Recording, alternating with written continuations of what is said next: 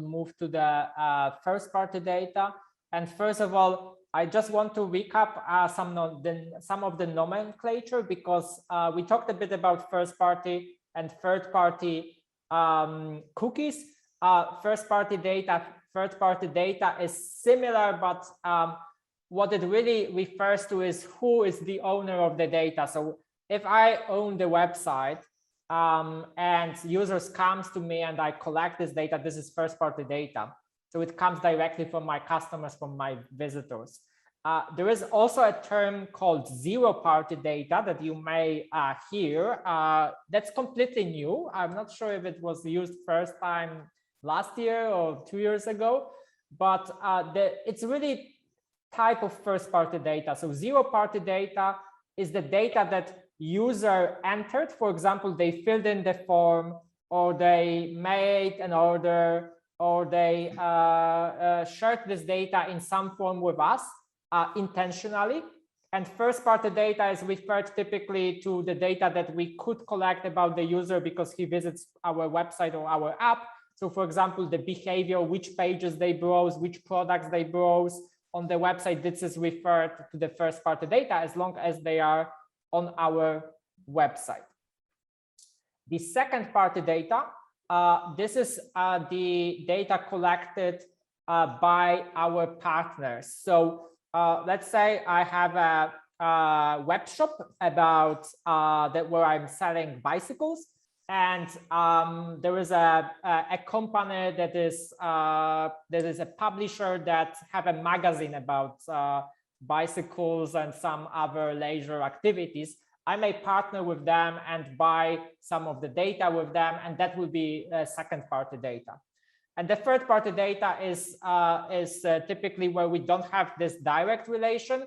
So the company buys the data from multiple of publishers, they join it together and sell the segments to advertisers. They actually don't know where this data come from directly. So and that's referred as the third-party data. And what we are saying is, because third-party data relied so much on third-party cookies, that's something that is going away. Second-party data is still viable, but it's more difficult to execute because this data is collected on other websites. But for example, if this partner collected emails, we will use this example with newsletter, and they want to send a newsletter to their audience, we can think of this as using second-party data. There is, of course, the part about privacy, who sends it, and if they actually have a consent for that. But if everything is done according to the local regulations, then this will be a perfect use case of second-party data. So what is really getting traction is, of course, first-party data, but second-party data isn't going away. And what could be this first-party data? So we talked about behavioral data, which is analytics tools, but that might be much more. So we may have some data about from transactional systems. So for example, what user bought in our e-commerce site, from social media, if they shared our articles or talked on social media about our brand. Our CRM is one of the richest data sources in many companies, where we have all the records about what our sales team interacted with customer, or what they bought, what they viewed, etc. Marketing campaigns, very good data source. Some online subscription signups if we are having e-products, and also offline sources, because we might have a business online. And we may also have point of sale where we also collect some data about consumers, and we may have, for example, loyalty program by which we can connect this data that from online to offline, because they use the same loyalty card number, and that's a common way to link this data together. But of course, there are also some other ways to do it. Okay,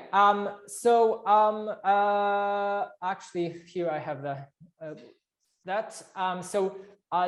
there are some benefits to use the first-party data, but also some pitfalls. So The benefits is that they are very accurate because we collected the data and we control the collection of that. We are certain what this data is. In case of third-party data, it isn't the case because somebody collected this data. We don't know how old it is or if it's accurate. But in case we are collecting the data about customers, this will be most accurate.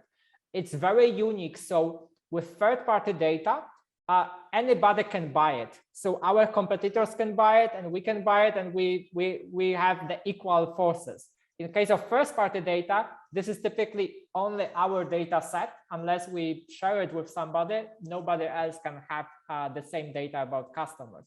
And it's future-proof from the perspective of the changes introduced by Google and also other vendors, so it will always work.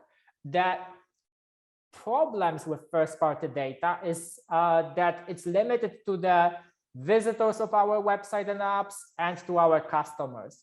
We cannot, there is no like first-party data use case for prospecting where we don't have this customer, they never visited our website, we won't have any data about them. And that's actually the main problem with first-party data that I will talk a bit in a moment, is that it cannot be used for actually prospecting, so getting new consumers attracted to our online shop or online website or mobile application. A question here, Maciej, sorry, and I'm just, given that first-party data represents a certain cohort, you can also use first-party data to create lookalike audiences on second-party data platforms. Will that continue to work? Yes, exactly, and that's one of the things that will get. That's true, but it's still just a cohort of similar users, right, but not potentially new visitor groups that are not in any way like our current users. And it's if you have very large audience, it may be a way to get away with using the first-party data and lookalike modeling. But if you are launching a new product, a new brand, you won't have this data set, and you have to somehow handle the prospecting. And in that case, it's more difficult. Yes. But it's a very good comment that I actually have it somewhere in the next slides, that this is a potential solution.